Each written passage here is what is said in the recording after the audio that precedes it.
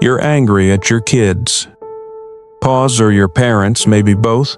You think you're the victim in this story. You think you were the one who tried harder, who cared more, who got hurt the most. Clears throat, I'm William. I'm 91 years old, and for the last 8 years my phone has sat on that table over there, silent most days. My daughter calls on my birthday. My son, pause, maybe Christmas, if I'm lucky. And for 7 of those 8 years I blamed them. Sit with me for a few minutes, because what took me 83 years to learn, I'm going to give you right now. My father left when I was 6. I remember his hands, big hands, rough. He worked construction, and those hands could build anything, except a reason to stay. The day he left, he didn't say goodbye to me. I watched him through the kitchen window, loading his truck. My mother was crying in the other room, and I just stood there, small and quiet, hoping he'd turn around. He didn't. I made a promise that day. 6 years old, and I promised myself I would never be him. I would never leave. I would work harder than he did, provide better, be better, and I kept that promise. I worked 60, 70 hours a week at the factory, foreman by 30. I brought home every paycheck, kept the house, paid for everything, shoes, clothes, college funds. I was there. Every single day I came home. I thought that's what being a father meant, showing up, providing, not leaving. I thought if I just didn't abandon them like he abandoned me, that would be enough. By the time I was 55, I had everything I'd wanted, paid off the house. Both kids graduated college.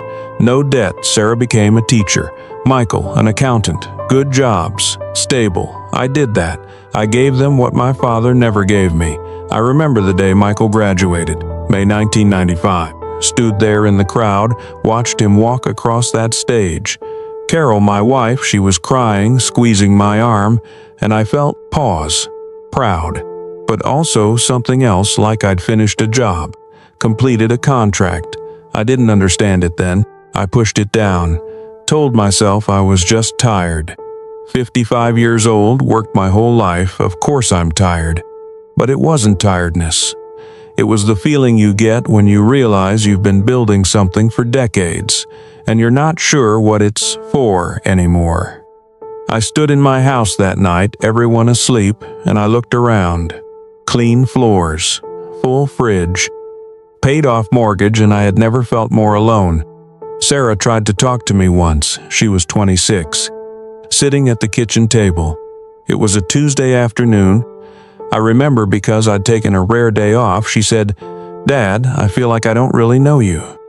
I laughed, actually laughed. I said, "What do you mean? I've been here your whole life." And she looked at me with these paused, sad eyes. She said, "Yeah, you've been here. But I don't know what you think, what you care about, what hurts you. I don't know you." Clears throat, I got defensive. Told her she was being dramatic. I said, "I worked my whole life so you could have everything you needed. What more do you want?" She didn't answer right away. Just stared at her coffee. Then she said, real quiet, "I wanted a dad who talked to me, not just paid for things." I told her she was ungrateful. She left. Didn't finish her coffee. That was 18 years ago. I can still see the cup sitting there, half full. Little lipstick mark on the rim. We never talked about it again. I've got 2 friends from the old days, George and Franklin.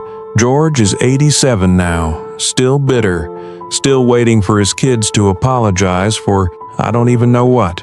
Some argument from 15 years ago. He sits in that assisted living place, angry at the nurses, angry at the food, angry that his son only visits once a month.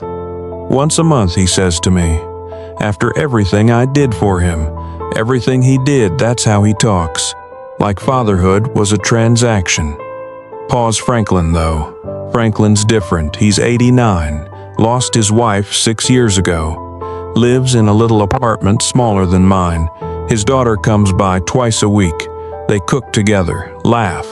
I asked him once what his secret was. He said, "I stopped keeping score, William.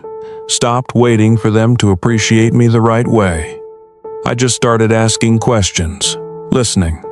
Turns out, I'd missed a lot. Clears throat, that's the difference. It's not about how much you sacrificed. It's about whether they knew you. I wasn't being a good father by just I was hiding. Hiding behind work. Behind providing. Behind the idea that if I just kept the lights on and the bills paid, I'd done my job. But I never let them in. Never told them I was scared. Never told them about my father. Never cried in front of them. Never admitted I didn't have all the answers. I thought being strong meant being silent.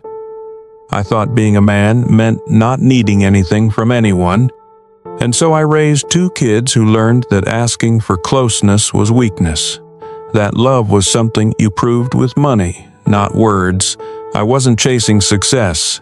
I was chasing the feeling that I wasn't my father, but in running from him, I became something just as distant, just in a different way. I could have learned this at 30, at 40, hell, at 50 when I first felt that emptiness. I learned it at 83.